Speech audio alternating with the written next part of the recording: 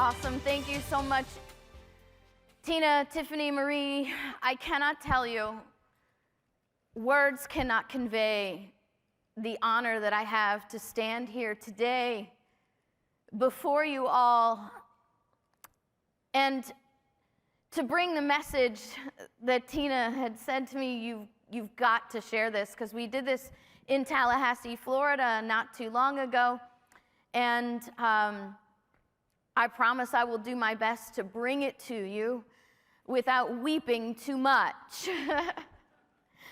But I'm very excited because this is a very important day.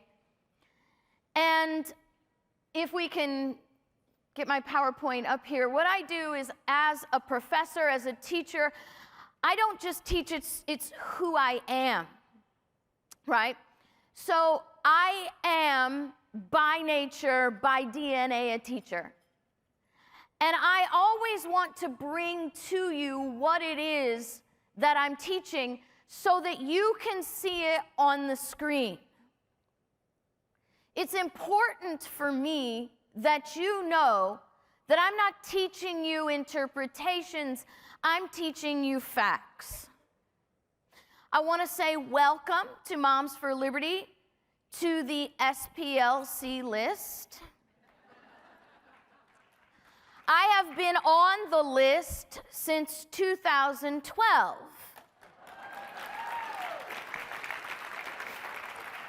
I guess in full disclosure, so you know you're actually hearing from a potential domestic terrorist, in case anybody wants to leave before you're implicated, I am, according to the SPLC, an anti-government, extremist, white supremacist hate group.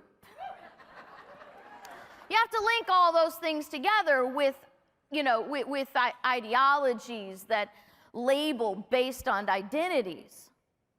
Because otherwise, you have to acknowledge that what we do is actually speak truth. So I'm going to give you, in my nature of being a teacher, your first pop quiz. Now, it's actually going to be easier for you this morning than it should have been, because there's been at least 3 or 4 people who have stood up here this morning and given you the answer. So we get to see who's actually paying attention. So, as we have up here, July 2nd, 1776, July 2nd, 2023, that's not really an indication of what day it is today. So many years later, it's actually a reference to the fact that our true Independence Day is not July 4th. How many of you knew that our true Independence Day is not July 4th? Well, if you've been my student, then you know that. And it's because July 2nd, 1776, is when the Continental Congress met and ratified the Lee Resolution. The Lee Resolution, 3 parts, says, resolved that these united colonies are, and of right ought to be, free and independent states, that they are absolved from all allegiance to the British Crown. This resolution became law, just as legally binding as anything that our Congress does today that is consistent with the Constitution. So on July 2nd, 1776, we legally became independent from Great Britain. As a matter of fact, this was such an amazing day, John Adams would write home to his wife Abigail. Monique gave us that testimony today, that July 2nd, 1776, will be the most memorable epoch in the history of America. That we would celebrate Independence Day from this day forward, forevermore, from however more on this continent we would be. What's interesting is, we know the Declaration of Independence is not the source of our independence from the document itself. The last paragraph, which, by the way, is taken from the first clause of the Lee Resolution, documents that the purpose of the Declaration of Independence was to publish and declare what they had legally done 2 days prior. In 1870, however, the U.S. Congress made Independence Day an unpaid holiday for federal employees on July 4th. So it's the Congress that declared July 4th to be our Independence Day. In 1938, they changed the Independence Day holiday of July 4th to a paid holiday. And on June 17th, 2021, Joe Biden signed that Juneteenth was our National Independence Day. Some say it's semantics. I say the devil's in the details. Because you see, there are two things that happen when we don't recognize that July 2nd is actually our Independence Day. We lose the fact that our independence is the product and the announcement of 13 sovereign states, not the product of the federal government. By allowing the federal government to declare our independence, we now look to the federal government as our director of when we became independent, in spite of the fact they weren't even around at the time. It also establishes the government's authority to designate this day, giving them the opportunity to change it at whim. History matters. It matters a lot. And it matters how we speak and how we define things. I don't know if you know this, but Johns Hopkins University has an LGBTQ glossary. And in their LGBTQ glossary, they define a lesbian as, are you ready? A non-man attracted to non-men.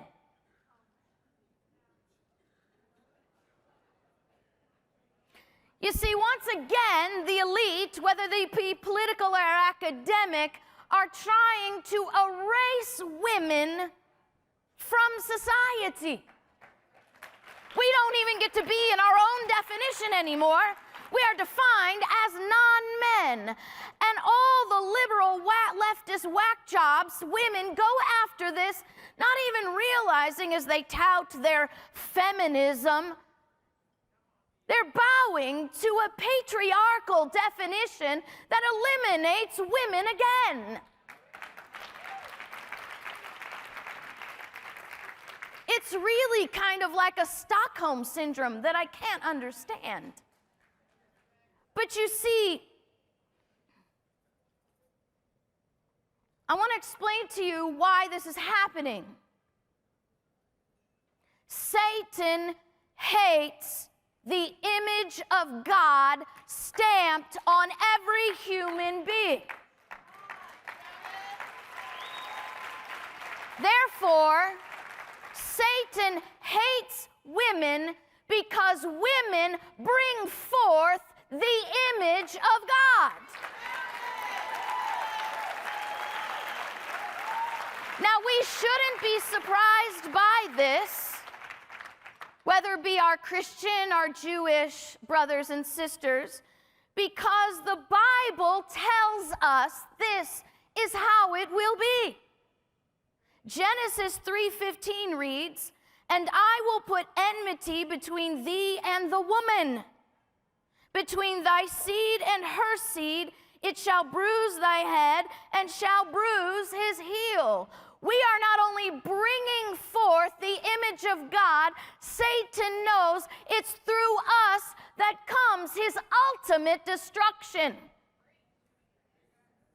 So they have to deny and eliminate our procreative natural instincts, our authority, and might I say, our power as women to deny that a woman is a woman that we're non-men because we love you men, but God doesn't bring the end of Satan through you.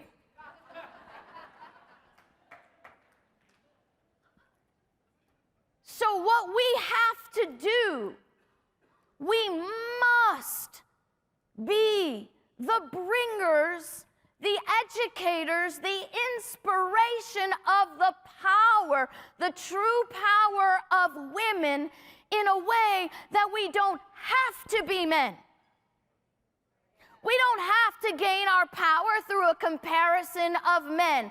As a matter of fact, all of history proves, even American history more so, proves how amazing and how fearless we are. I have a program that we teach. We have online studies of American history and the Constitution at libertyfirstsociety.com. One of my classes, you see, is the Heroes of the American Independence, based on a poem, the title based on a poem written about the first man to give his life for our independence. Anybody raise your hand if you know who that was?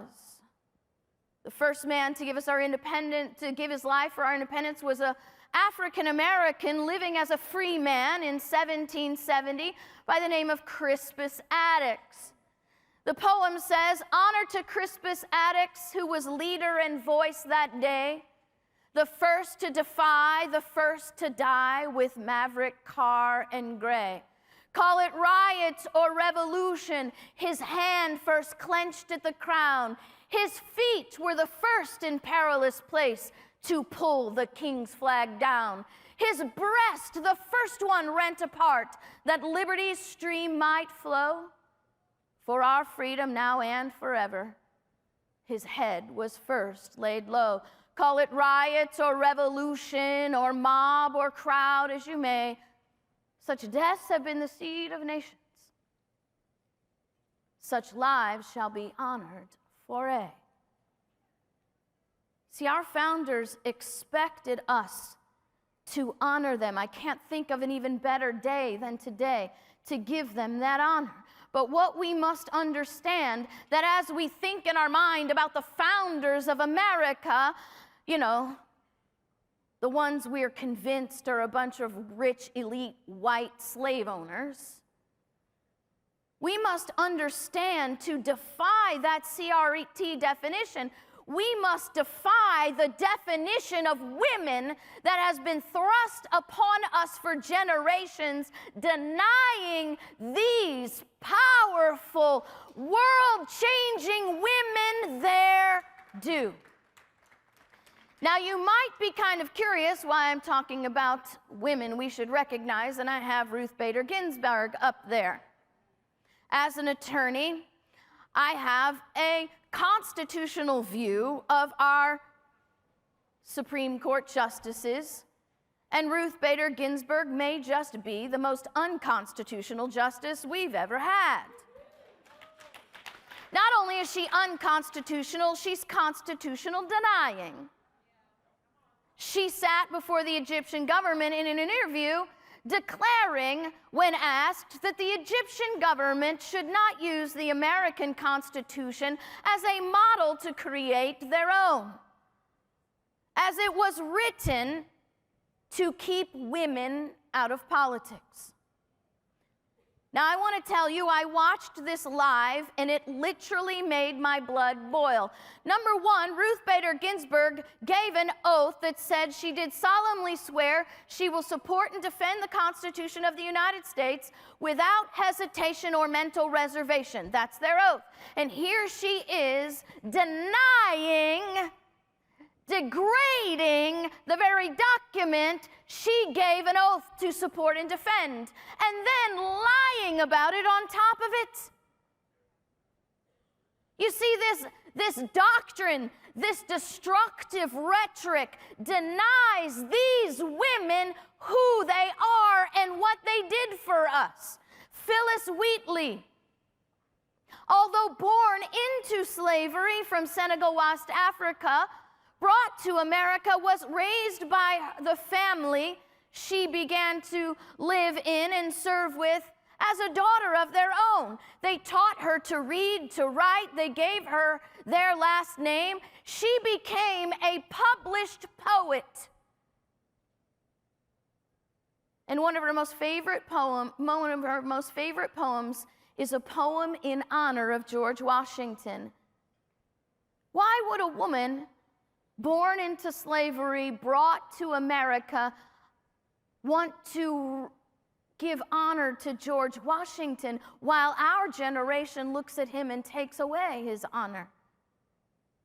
Because she knew she had come to a place where if maybe she could not be free immediately, the people who were founding America were working diligently, tirelessly for her freedom and independence. They all knew that until the Declaration of Independence was published, until our legal separation from Great Britain was made, slavery would never end in America, because it was the British government that mandated slavery on its American colonies, and every colony that attempted to end slavery was threatened with military attacks and sanctions. They believed in a future worth fighting for.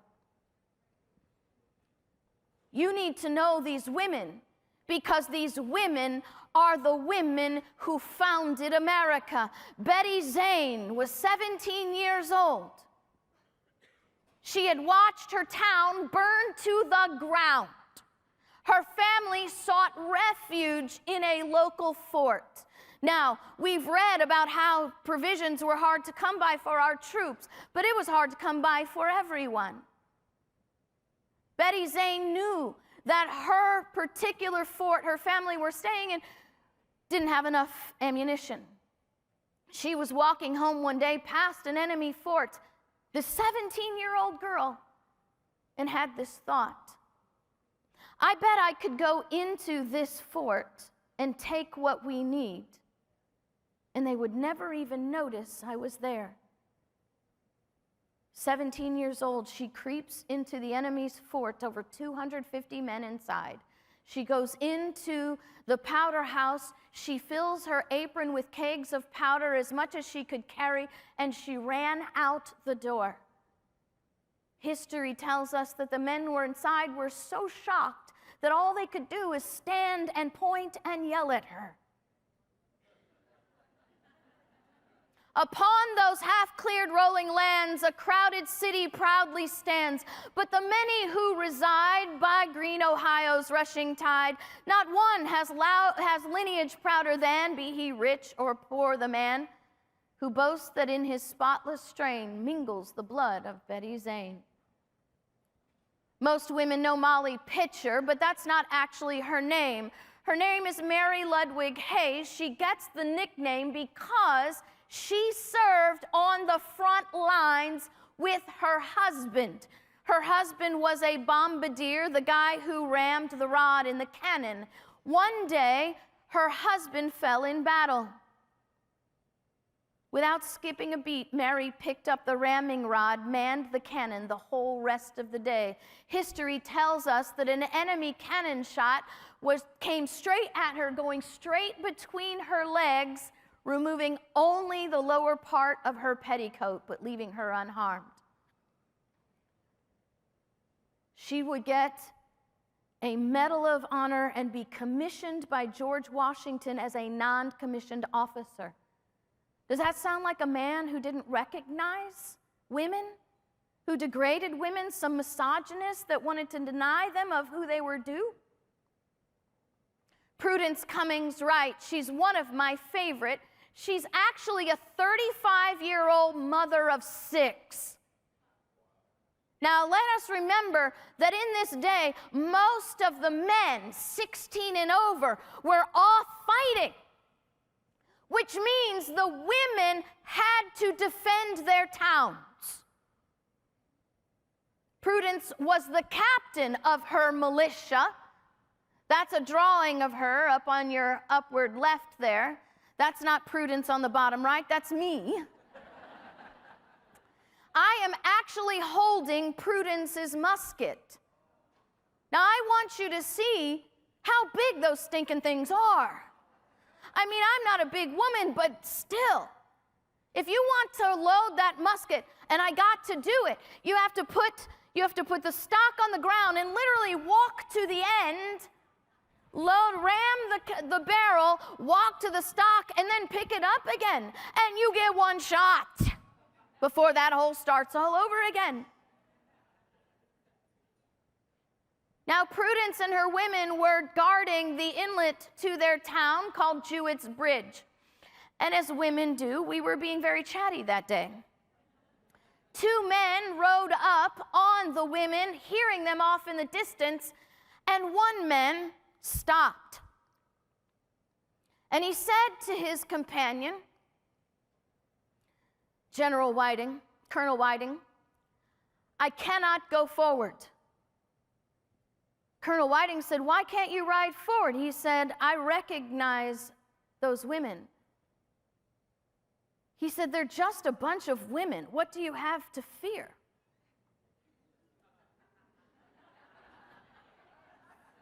That man said, that's not just a bunch of women. One of those women is my sister, and she'll see me dead before she allows me to cross that bridge.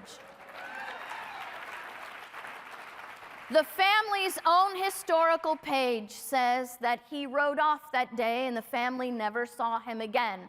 However, Colonel Whiting did not take the warning, and he went off to try to cross that bridge and found out what a bunch of women can do. You see, these women pulled him off his horse, took him captive, and turned him over to the local patriots. By the way, finding secret documents in his boot that would save patriot lives and thwart an upcoming battle. Prudence's motto was, no foe to freedom, foreign or domestic, shall pass this bridge. And these women kept their promise. Deborah Sampson, Moms for Liberty have an award named by Deborah Sampson, but we need to know who she is in reality. See, Deborah Sampson was such a fearless defender of liberty. She dressed herself as a man to go into battle. She was even wounded by a musket shot in her leg. Now, because she was disguised as a man named Robert Shirtliff, she couldn't go to the medical tent to get relief. So she took a penknife, dug the musket ball out of her own leg, bandaged herself up, and went back into battle. Sometime later, unrelated to the injury, Deborah Robert fell ill, unconscious.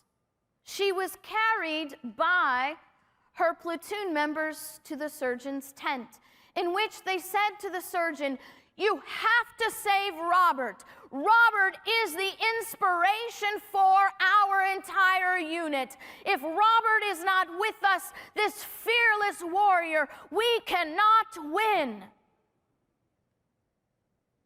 So the doctor, upon examining, realized Robert was actually Deborah. But because of the testimony of her platoon mates, he didn't give up her secret. She would have gone back into battle if it weren't for some time later that the doctor's daughter professed her love for Robert Shirtliff. So Deborah had to come clean. But let me tell you something. Raise your hand if you're a veteran out there. You see, the history will tell you, your feminazi history classes will tell you that these women were outcasts, they were devalued, they didn't mean anything. That the men hated them and despised them and degraded them. But you see, if that were true, Deborah would have been court-martialed. But she was not. She received the highest honor that any serviceman could receive. She stood next to her general as her entire 4th Regiment honored her service in a pass and review. You see,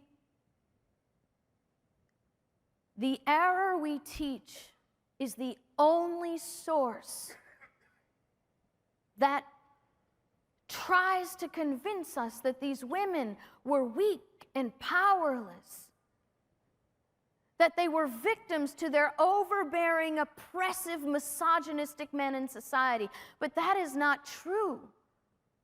They were the lifeblood of our revolution. Sybil Ludington rode twice as far as Paul Revere, raising 400 men to come to the defense. When Hamilton wrote to Ludington's father and said, I need one of your men to round up some troops to defend this city the British are coming to raze to the ground. His father had no one to send. They were all off to battle. Sybil said, I may be 16, Father, but here I am. Send me. My favorite founding mother, Mercy Otis Warren, the first American woman playwright. She wrote Shakespearean-style plays in the form of satire to poke fun at the British government and to raise the morale of the people and encourage the liberty movement. She is the first American woman political advisor.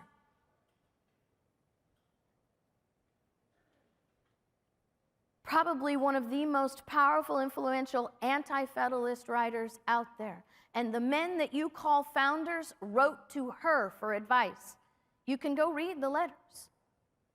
She is the first American woman historian. She wrote a 3-volume set called The Rise, Progress, and Termination of the American Revolution. Today, the single most accurate source of that history because she lived it. Hannah Winthrop.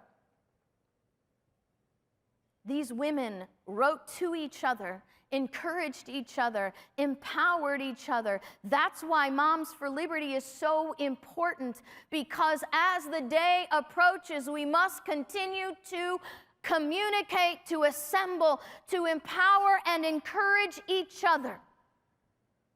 But I want you to see what Hannah says. How often do we see people blind to their own interests, precipitatively maddening on to their own destruction? You see, this is human nature. It's timeless. Their discouraged times, their commiserations are the same that we felt today, but they keep going.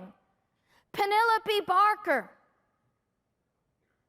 their battle cry defeats what they teach in the colleges.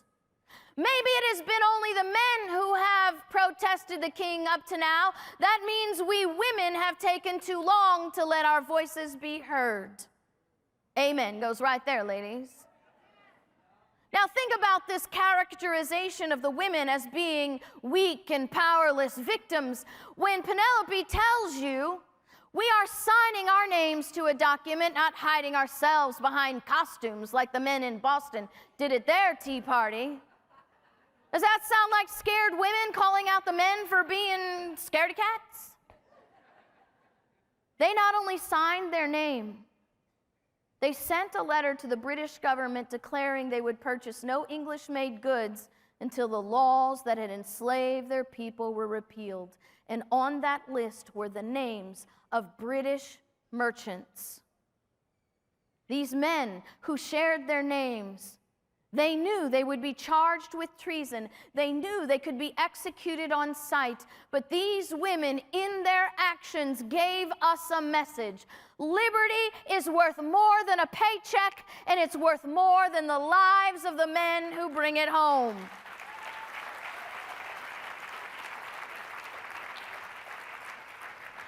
These women were not called Nazis, because they didn't have those back then. They were called wicked, moralless, fornicators, bad mothers. See, this painting that you see is actually put in the newspapers, and it was a description of these women who are cavorting with men who are not their husbands, while the child sits on the floor unattended, and a dog in the house, dear God, pees on the furniture. Humiliation has always been the tool of the enemy. It's our perseverance, our strength that keeps the enemy at bay.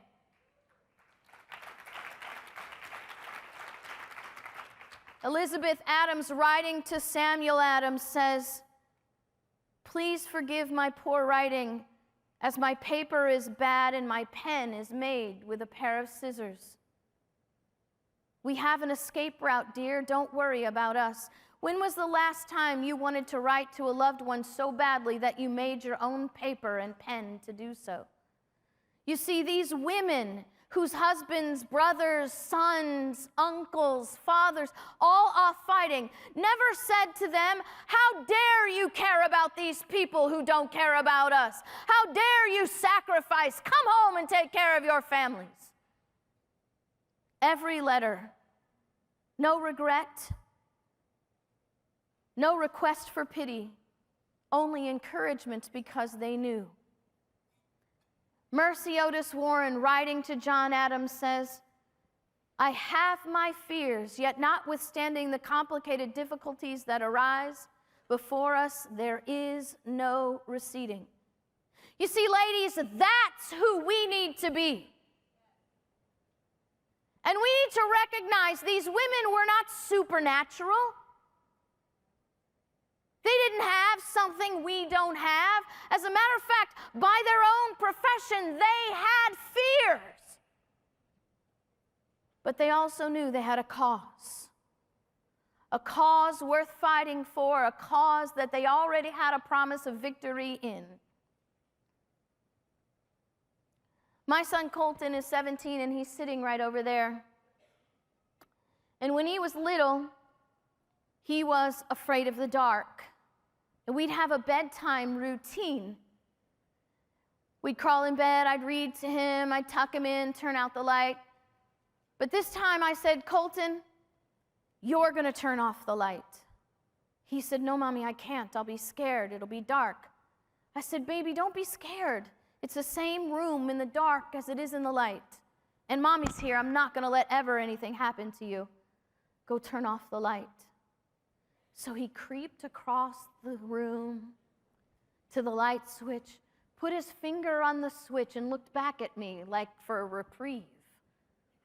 Only to find out there was no reprieve.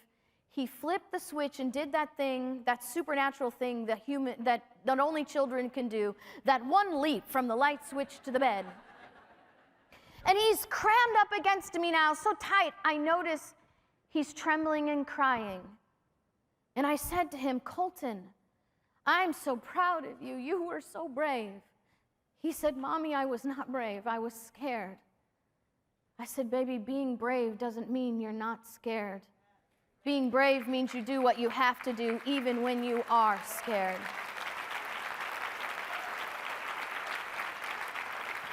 That's who these women were. And I quote Hannah Winthrop right in the face of not only Ruth Bader Ginsburg, but every feminazi out there who wants to remove from our heritage who we are. The blood that runs through our veins is the same thing that woke them up every day, that gave them their message, that gave them their motive, that gave them their strength. And be it known unto Britain, even American daughters are politicians and patriots, because that's who we are. We are the patriots of America. And the reality is, as General Cornwallis would find out, a lieutenant writing to them after they had had a big victory and all the British soldiers are partying it up, "These patriots are savages. We will defeat them easily." A lieutenant wrote to General Cornwallis and said, "No, sir. We may destroy all the men in America and we'll shove all we can do to defeat the women."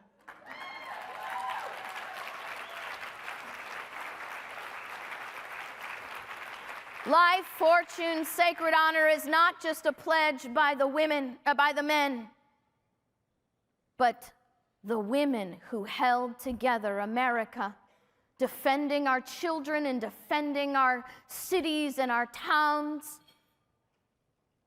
encouraging one another and the men that the battle is worth fighting for.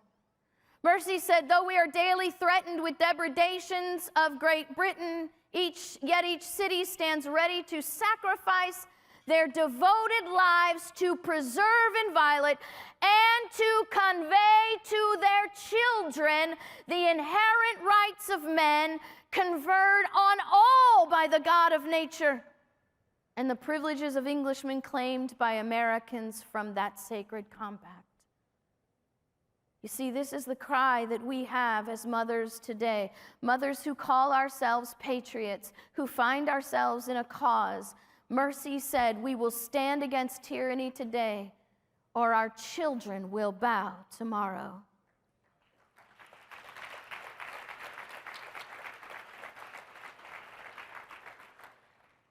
He doesn't look like this now. But when we started 13 years ago, every day I looked in that face and I knew exactly why I was doing what we were doing.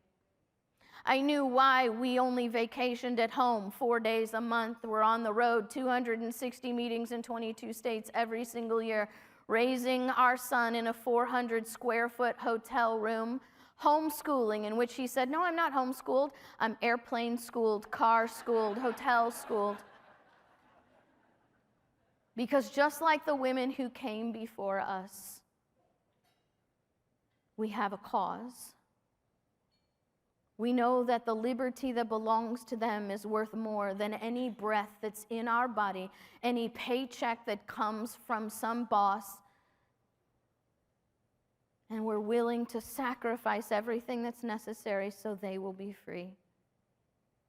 It's why we get up every morning. It's why we do what we do. But more than why we do what we do, it's who we are. So I say to you today, Moms for Liberty, I salute you. You are bringing forth the spirit of America. You are bringing forth the defense of liberty, and you will crush the enemy as a woman.